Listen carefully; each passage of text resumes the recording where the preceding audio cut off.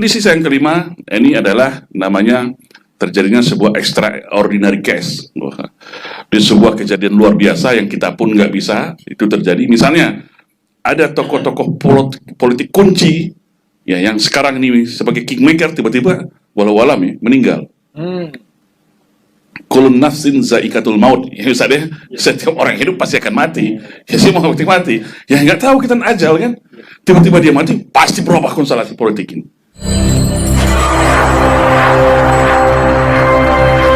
Assalamualaikum warahmatullahi wabarakatuh. Kalau saya melihat inilah apa yang terjadi terhadap bangsa kita ini akibat kita selama ini nggak melek politik. Kita selalu menyatakan, wah jangan ikut politik, politik itu kotor. Jangan ikut politik dong, politik itu jahat. Ya. Ini adalah salah bentuk serangan asimetris terhadap masyarakat Indonesia supaya kita menjadi naif, ya nggak melek politik, ya akhirnya jadi korban politik. Sekarang ya akibatnya gitu kan.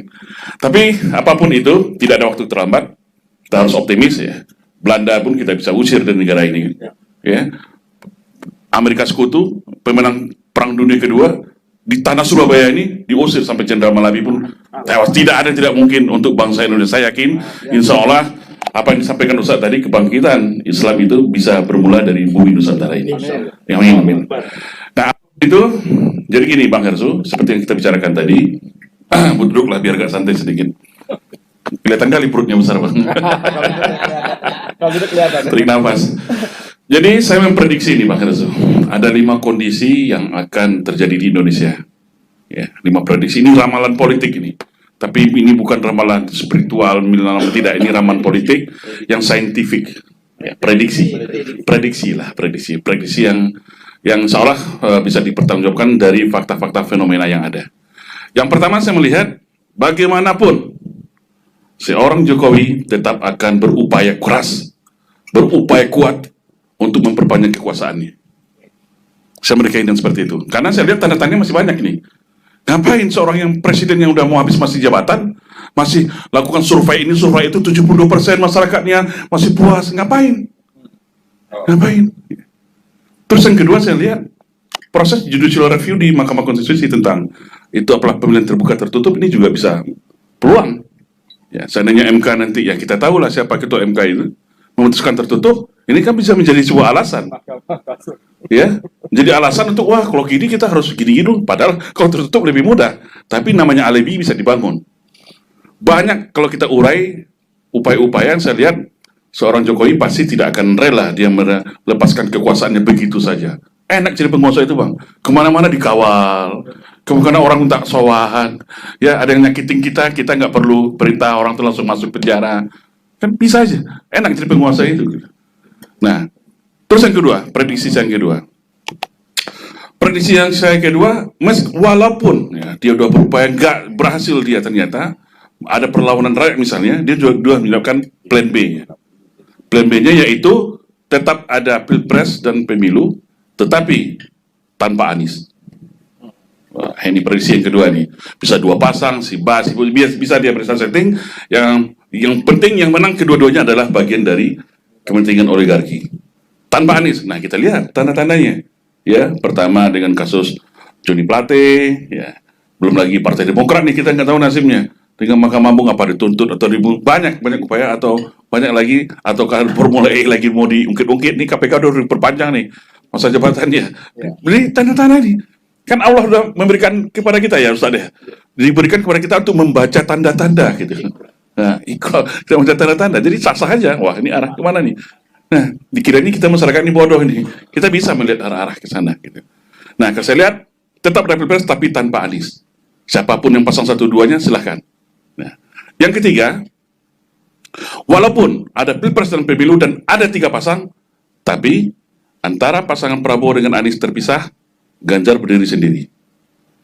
Karena apa? Ya, secara irisan massa, riset yang kita baca itu, sebanyak berapa riset, tentang irisan basis massa antara Prabowo dengan Anies ini masih banyak beririsan.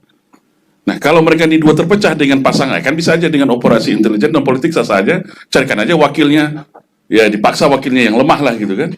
Dan operasi politik, ya akhirnya Prabowo yang lemah, Anies yang lemah, akhirnya mereka sama-sama lemah, yang menang ya Ganjar sendiri, gitu. Misalnya sekarang kita lihat nih, Ganjar pasti akan merangkul dari kelompok Islam nih. Nah, sekarang dia tiba-tiba butuh Islam, mulus-ulus seperti yang diberitakan dengan imam besar Istiqlal kan, dilulus-ulus. Ini kan arahnya kita udah tahu nih, segmen pasar apa yang dia mau ambil. Ya, segmen pasar ini otomatis irisannya masih sama dengan yang Prabowo dengan Anies gitu. Sedangkan dari kubu Ganjar dia berdiri sendiri, kubu nasionalis. Nah, ditambah dengan 10-20%, 15% dia ada dapat dari kubu dari kanan. Selesai, menang dia satu periode. Nah, ini prediksi saya ketiga. Nah, prediksi saya yang keempat, terlepas berapapun pilpres dan pemilu, ya, pilpres dan pemilu mau 2 pasang, 3 pasang, 10 pasang, 0%, pemilu terjadi chaos. Karena apa? Kalau pemilu chaos, bisa mengajukan dekret dong. Dekret atau triumvirat kayak apalah. Kembali ke Undang-Undang Dasar. Kalau ada triumvirat kembali ke Undang-Undang Dasar, ya kembali bisa maju dong Pak Ade kita. Ya, di Undang-Undang Dasar kita kan nggak ada batasan. Dan pemilihannya melalui MPR. Nah, ini prediksi saya yang keempat. Kalau prediksi saya yang kelima, ini adalah namanya terjadinya sebuah extraordinary case. Di sebuah kejadian luar biasa yang kita pun nggak bisa itu terjadi. Misalnya, ada tokoh-tokoh politik kunci, ya yang sekarang ini sebagai kingmaker tiba-tiba walau alam ya, meninggal. Kulun nafsin zaikatul maut. Ya misalnya setiap orang hidup pasti akan mati. Ya semua mati. Ya nggak tahu kita ajal kan. Tiba-tiba dia mati, pasti berubah konstelasi politik ini. Ya. Kita nggak bisa sebut orang lah namanya, nggak boleh mendahului Tuhan. Ya. Yang penting kita tahulah siapanya. Ya, kita silakan berimajinasi. Siapa tiba-tiba dia meninggal, langsung berubah nih politik, ya. Ya, siapa yang paling cepat, paling kencang, ya itulah yang. Nah, 5 prediksi ini bisa juga benar, bisa salah betul, atau bisa kombinasi, bisa aja. Ya. Ini menurut saya Bang Hersu sedikit prediksi yang bisa, ya silakan masyarakat menilainya. Terima kasih. Assalamualaikum warahmatullahi wabarakatuh.